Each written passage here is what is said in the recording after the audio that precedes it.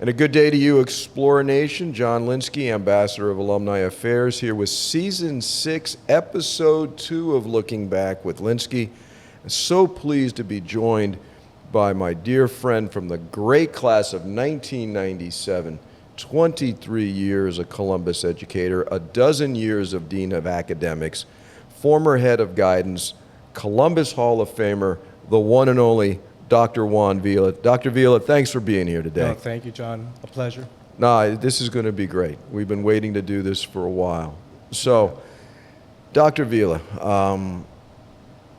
everybody has their path to Columbus, and each one is unique and different. And so we decided not to ask this question.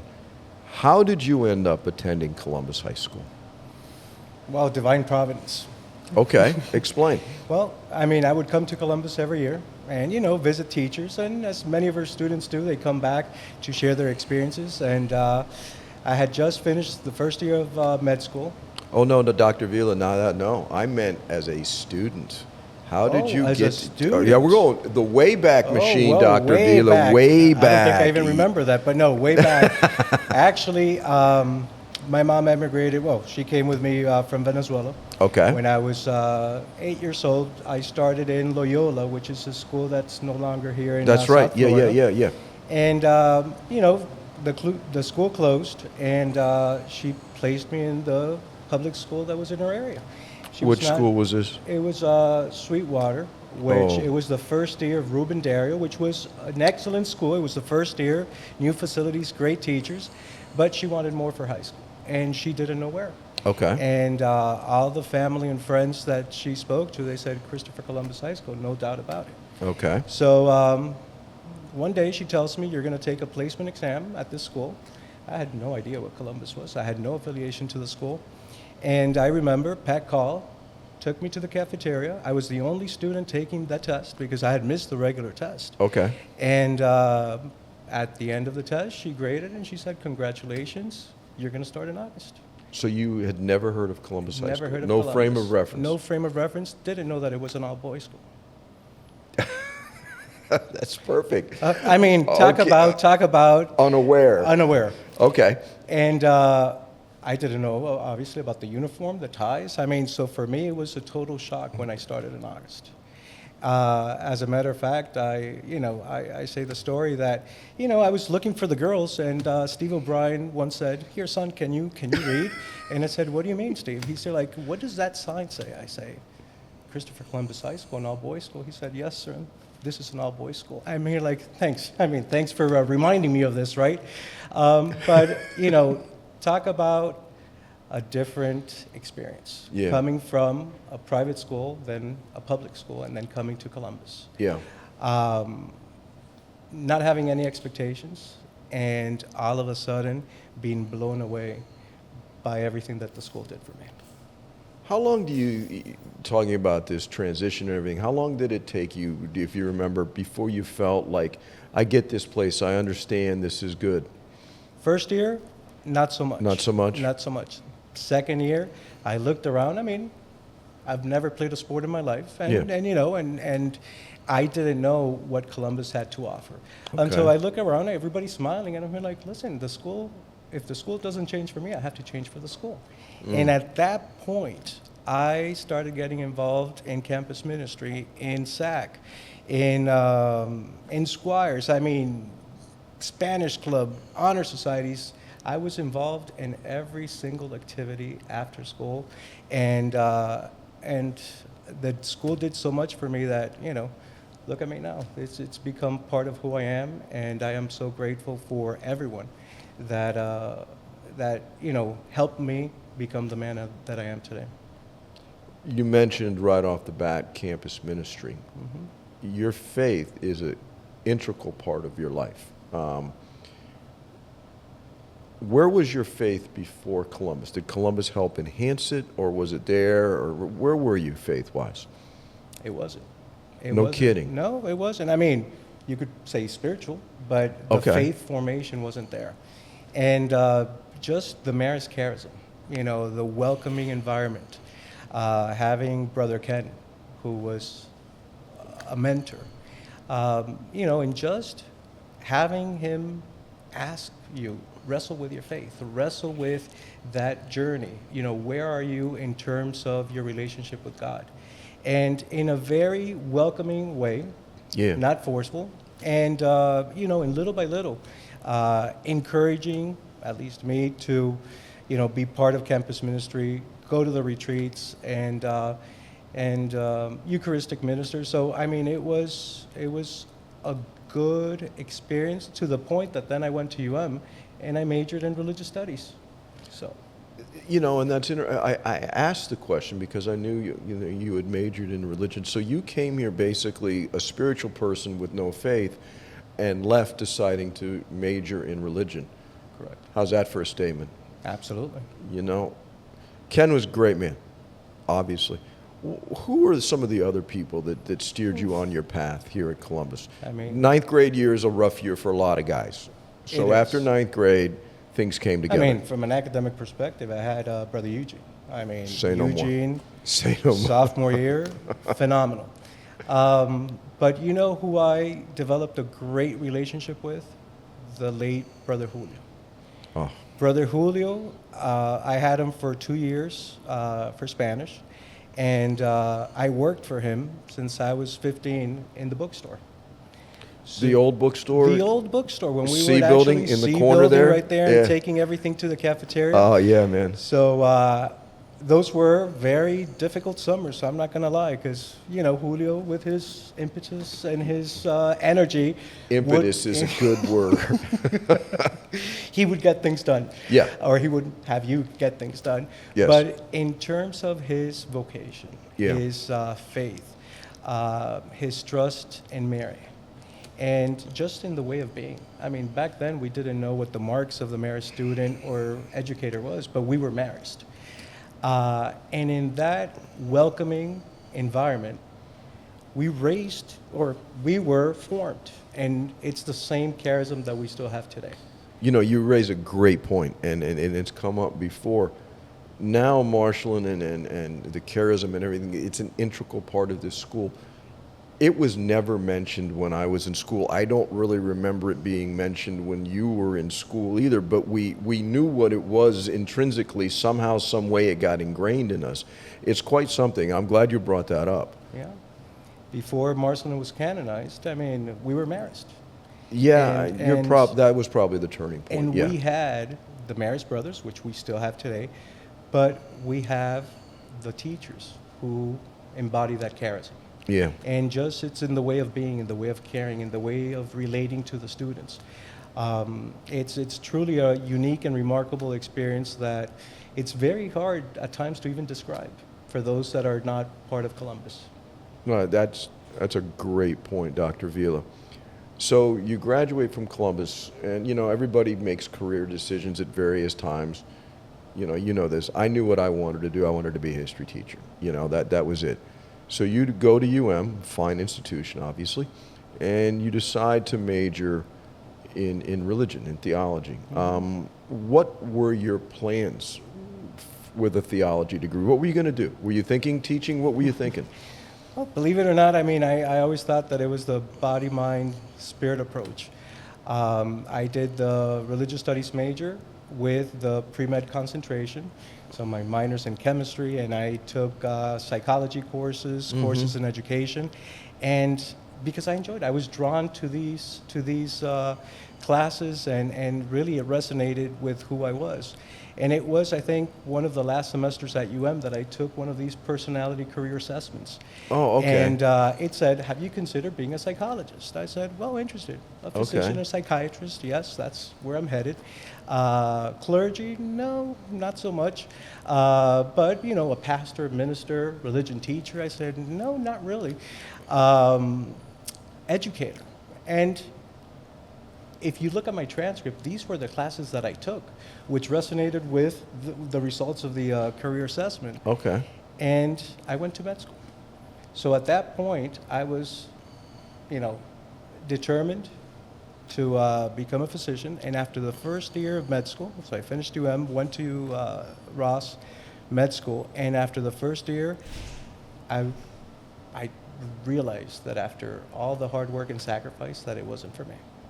Well, better to realize it then than later. Absolutely. And I made the decision. I mean, my parents were in disbelief. They said, Juan, after so many years and sacrifices and hard work, now you're giving up. I said, absolutely, this is not gratifying. Granted, it was, the sciences, there was never the contact with the patient or it was pretty much just the courses themselves. And against everyone's wish and desire, and I decided to come back. And I prayed about it, and one day visiting Christopher Columbus High School, like I always did, talking to all the teachers and, just wanting to reconnect, people started asking, Juan, didn't you major in religion? Yes. We need a religion teacher. Okay, thanks, but no thanks. Really? On that day, John, I kid you not, 5 or 6 people asked me to apply. So I said, why am I fighting this? Do I know what I'm going to do in my life? No. Is this something that I would welcome? Mm-hmm. Can I make a difference? I said, why not? Let's try it. And I started in August. Who was principal then? Brother Pat. You came in at the right time, didn't you? I did. Talk about an incredible human being. A true Marist. Absolutely. In every aspect, but just a delightful human being. Yeah. Truly. So Pat hired you. Pat hired me, and I think... Did you actually have an interview, Dr. Vila? Because Pat had a habit of hiring people without really interviewing them. I think that decision was made before I actually, got into the office. But I remember, John, and not because you're here, but I think I've mentioned this to you in the past. I think that the answer that got my job was, who do you want to emulate? Who do you want to imitate? I mean, you have no previous teaching experience. Certainly will help you, develop as a teacher and with the certifications and so forth. But, if you look back at teachers that inspired you, who would you like to be? And I said, well, I have 2. And they said, 2? Who are they? And I said, well, John Lynskey and Mary McCullough. And everybody did a double take, and they said, can you please explain?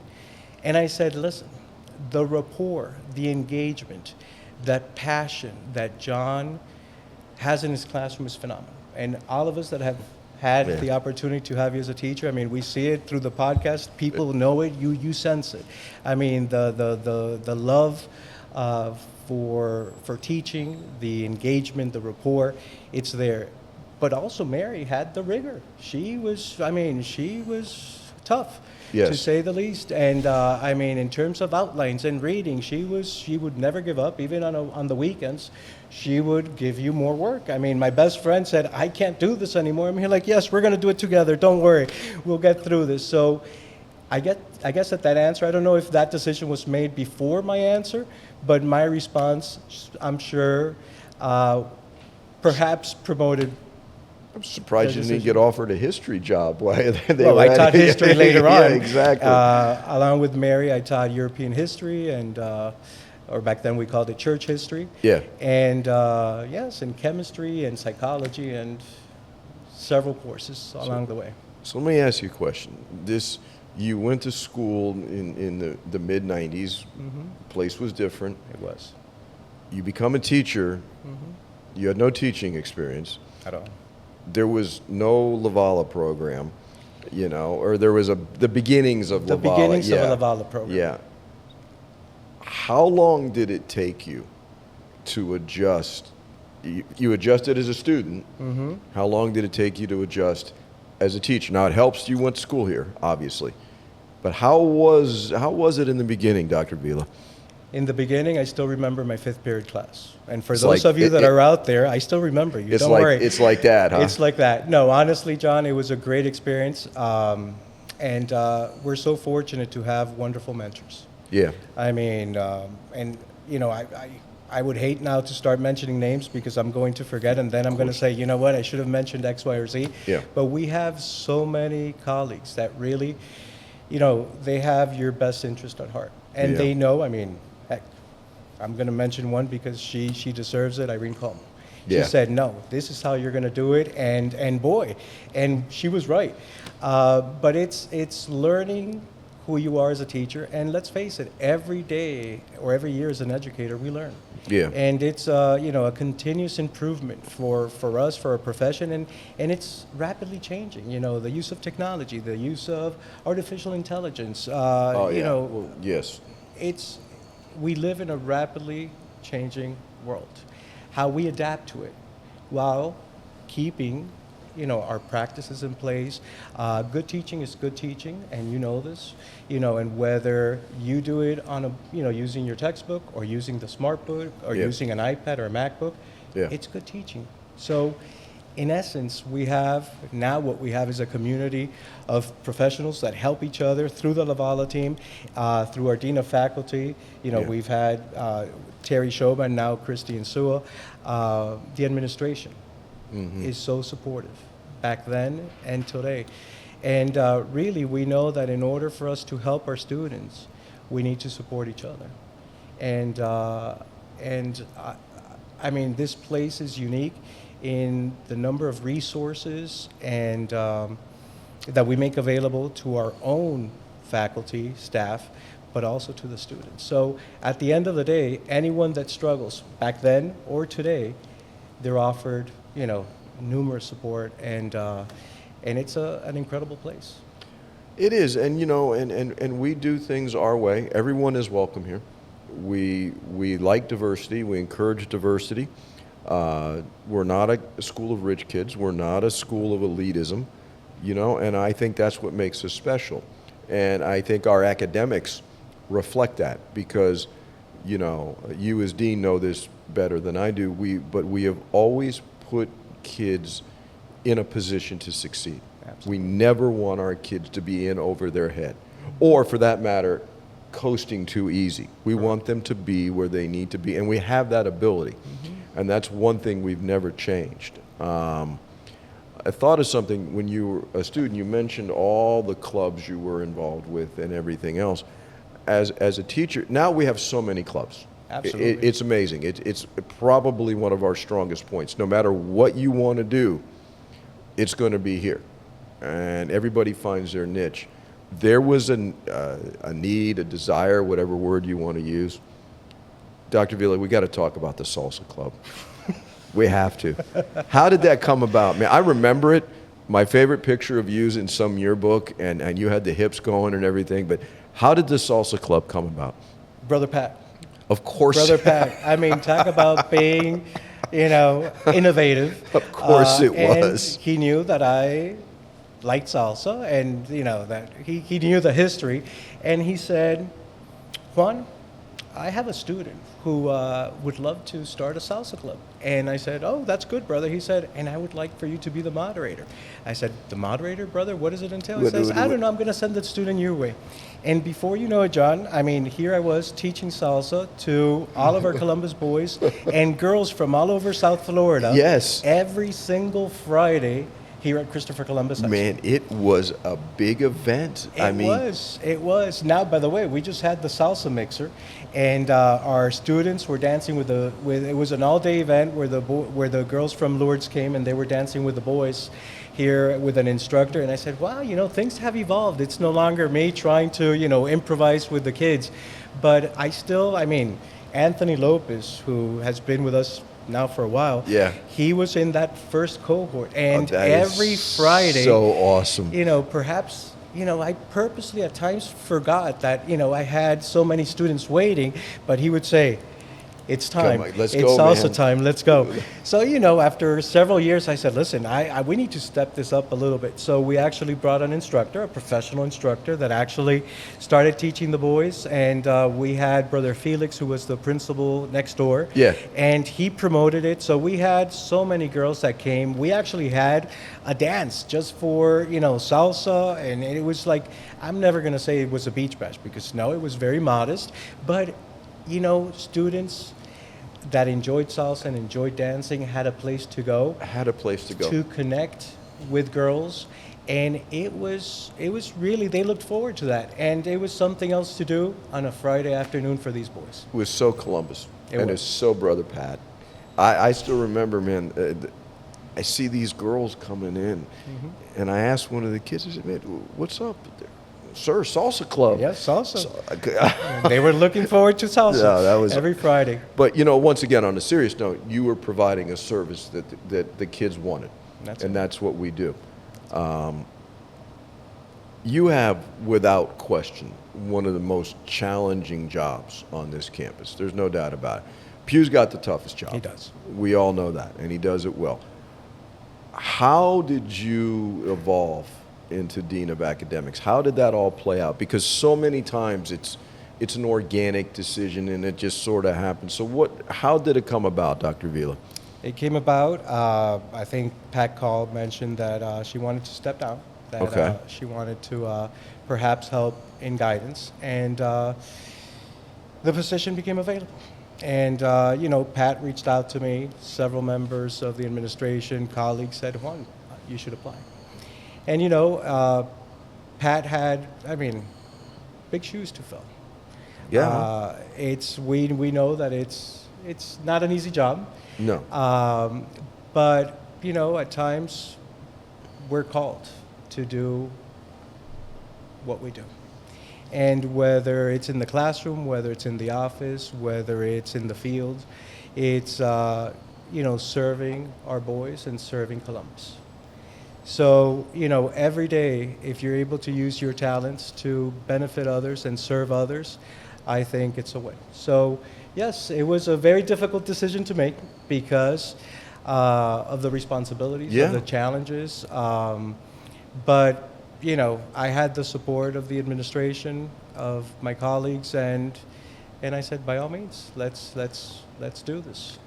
And what's great about this place is positions like that, there is no handbook.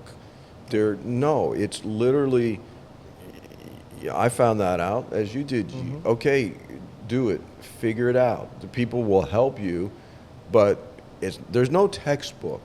There's no lesson plan. You've got to figure it out. And you talk about evolution. Go ahead. You want to say something? No, but you have great mentors. Absolutely. Because Pat was here, and Brother Edmund was here, and people that can guide you, and that they trust what you're going to do, and that we have a team. Because this is not a one-person approach.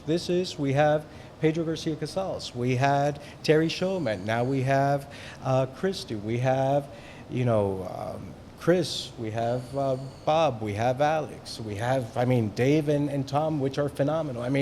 This is truly a team approach. And when you trust the team, when you have full confidence in each other, and you have a path and you have a goal, there's really, it's almost foolproof because you have the support. And in all of us, I think what we share is the love of work. We love what we do. Yeah.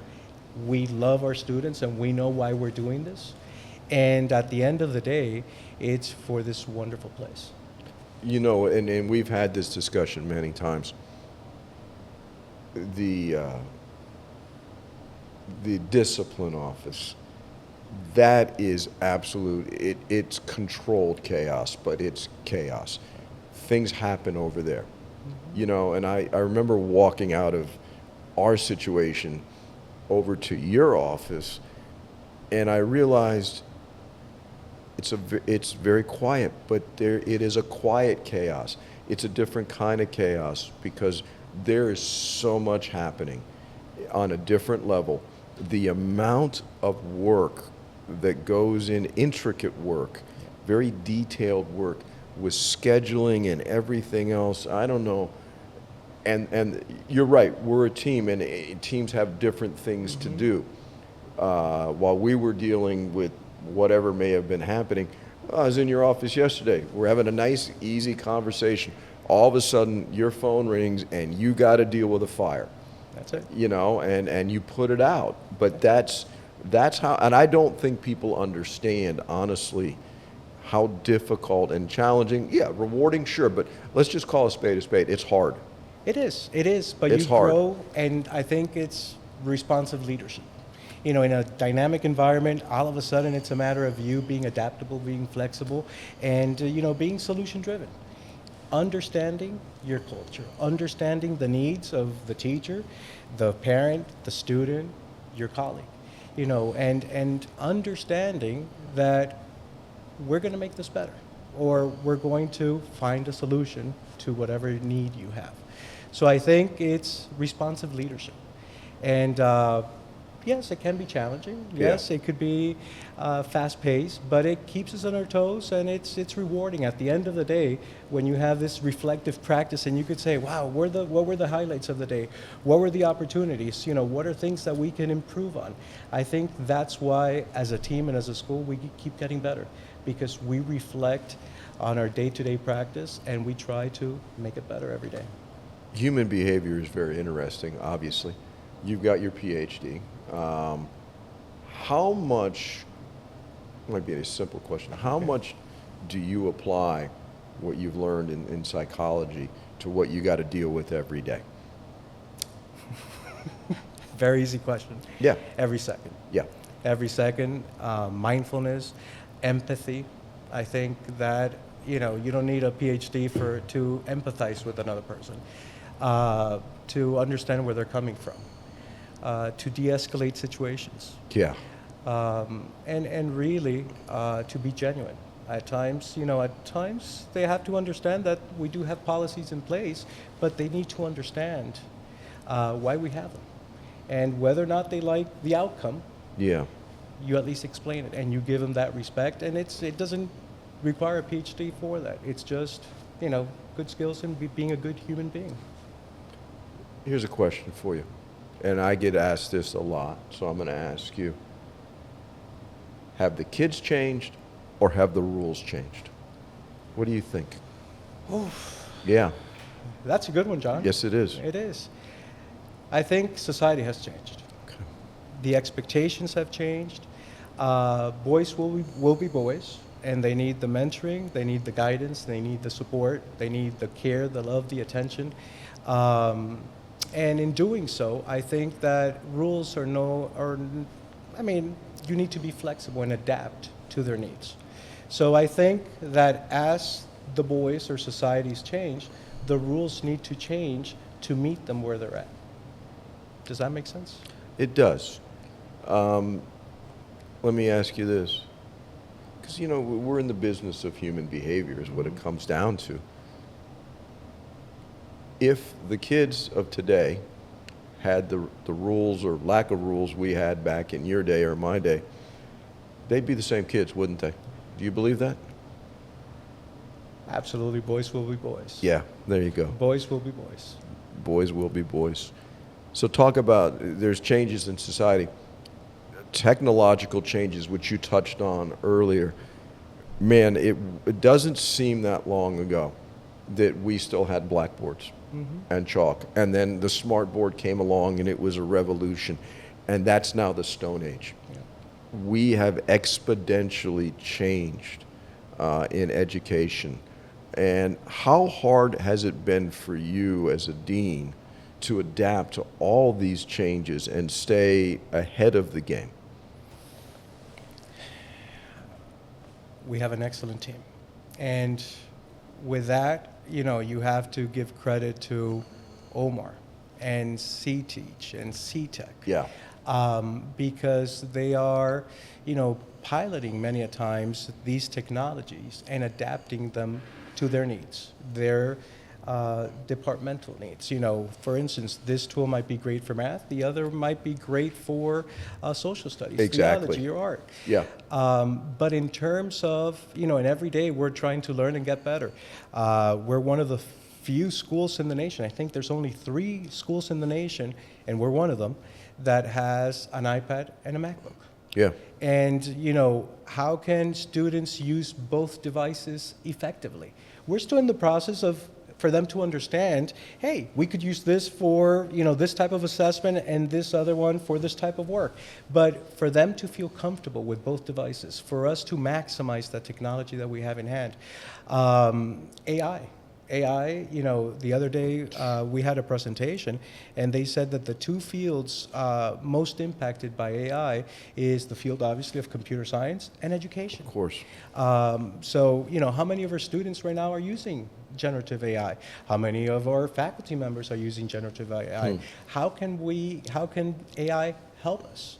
And, as we try to stay in the forefront and try to be innovators and use this, we also have to use it ethically and with purpose.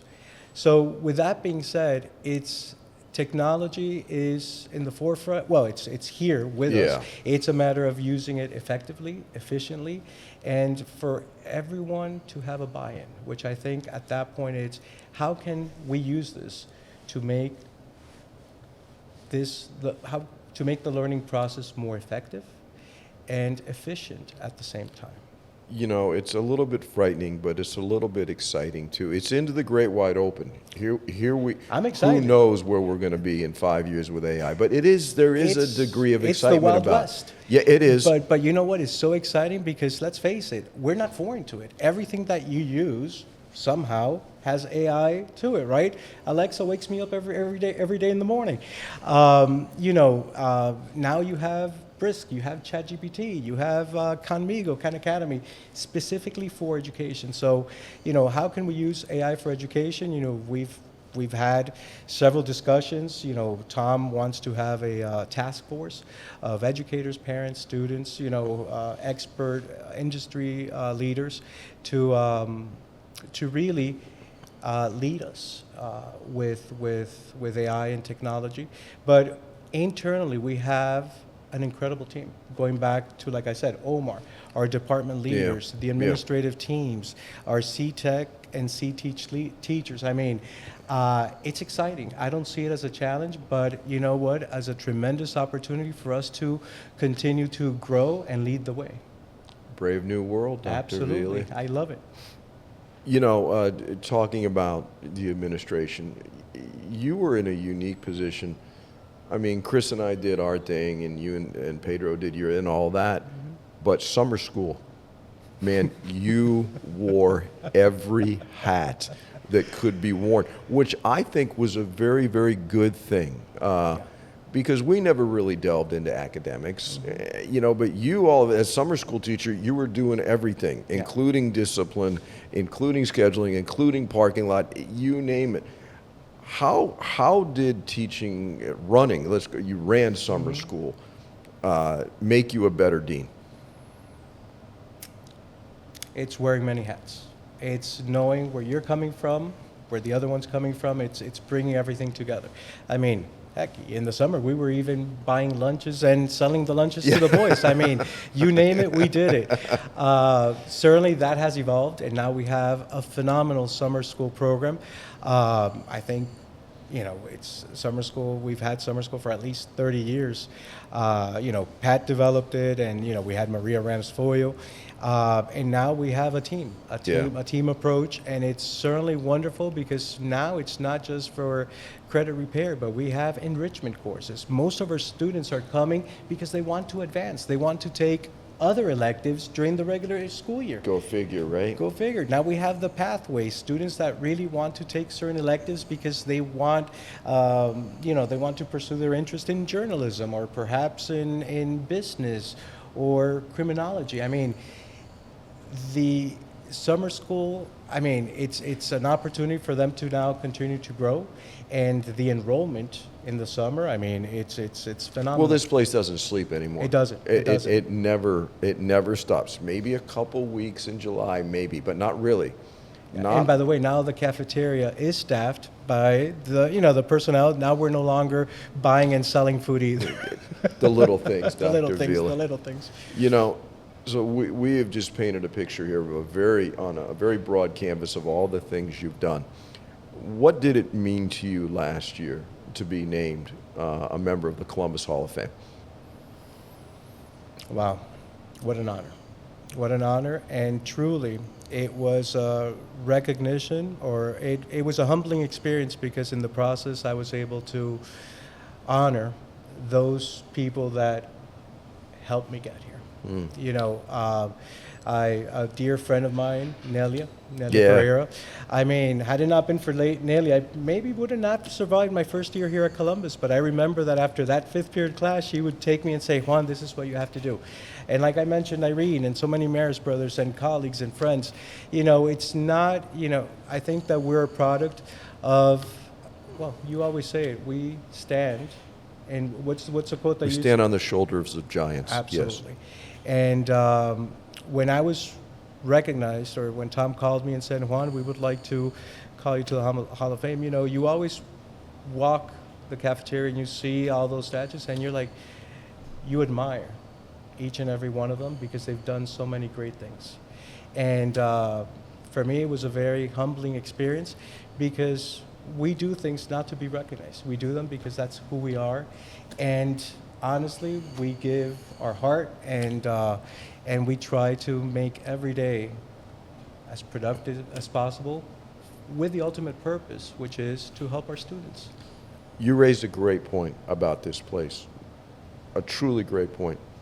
When you do what you want to do, the way you're supposed to do it for the kids, the recognition will come. If you do it to be recognized and recognized alone, you're not going to succeed here. It's not how this place works. That's a great point, Dr. Vila. And you know, you're a spiritual man, you're a man of faith. So this is the traditional closing question. After all these years here and everything, what does being Marist mean to Juan Vila? Wow. The mission of the school, making Jesus Christ known and loved.